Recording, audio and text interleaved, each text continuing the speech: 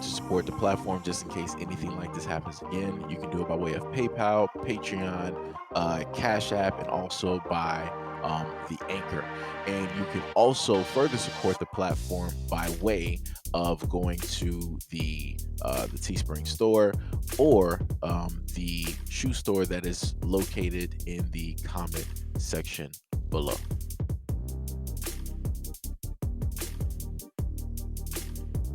The woman accused in abducting 5-month-old twins in Columbus and sparked a statewide Amber Alert heads back to an Indianapolis courtroom on Thursday. Nyla Jackson was arrested in Indiana last week after police state that she kidnapped Kason and Kyer Thomas while stealing their mother's car. Those abductions took place on December 19th when Jackson had an active warrant for her arrest out of Franklin County Municipal Court. Dublin police state that Jackson got hit in a caller's white Toyota Camry when Jackson ran a red light fleeing the scene.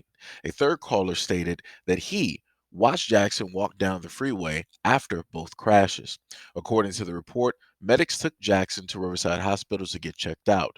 She was cited for driving with a suspended license, failure to stop, reckless operations, and running a red light. Jackson was ordered to appear in court on charges on December 16th, which was 3 days before the kidnapping, but she never showed up for that hearing. A warrant was then later issued for Jackson's arrest. So, again, this is why I have tried to tell women oh so long to be very careful of the people that you are around and that are around you.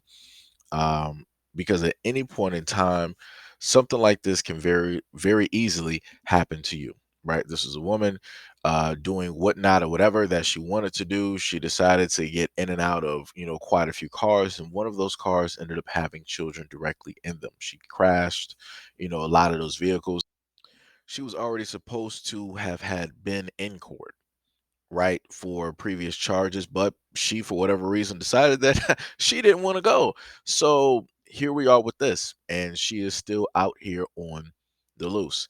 And the other thing that they stated was that, they view this as, or they view her as a low priority, which means that she is not high on the tier list of when it comes to crimes and different things of, how it is that she may be a potential danger and a risk to not only herself, but to the public at large. And we can clearly see that she is a danger and a risk to not only herself, but the public as well.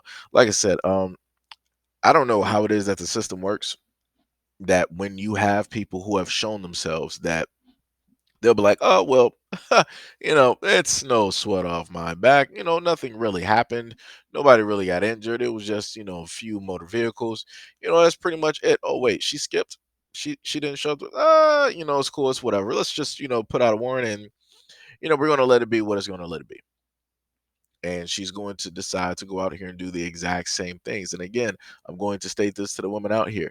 The moment in time that all y'all do is just solely pay attention to what it is that you feel about men, like, oh, men are the greatest risk, the greatest danger, and yada yada yada. That's okay, no problem. You know what? We'll leave it as that, right? So then, what does that then mean to the individuals that are the closest and that can get the closest to you? And who would that be? If you have a fear of men, if you basically look at men a certain type of way and you gauge them this type of way, that then means that the wolves that are wearing your clothes can now come into your home because you're going to welcome them in. It's the same thing as a vampire. Vampire can't come into your house up until you welcome them in. The moment in time you welcome them in, that's when all the chaos is then going to be let loose. And that's clearly what I've been stating, and that is clearly what is taking place. And the main thing that I'm telling y'all is that it's going to get worse before it gets better. It's going to get to a point in time where you're going to see the amount of things that women are doing out here is going to, in a sense, dwarf what it is that men are doing. Because as I've stated, there are more women out here than there are men. Like I said, we could just play the numbers game. And as time progresses, you're going to start to see an uptick and a rise in more and more and more women doing a lot of these crimes. You're going to start to see more and more reports, more and more news stories. You're going to start to see more people actually being honest about women committing and doing a lot of these crimes, because at this moment in time you have, let's say, a lot of guys, they're not going to admit that, hey, I got robbed by this this one chick. She took me for everything I had, helped me at, she was aiming an item at me. It was nothing I could sit up there and do. I was in a sense defenseless. Or there was a group of girls that sat up there and jumped me and just robbed my pockets. Or I got carjacked by this one woman when I was at a stoplight. Like I said, y'all don't believe it up until y'all actually see it. And then even when y'all do see it, you're still going to be like, oh, but this is whatever it is. But let's look at historically what men have basically done directly to women. Let's look at statistically what you guys are doing.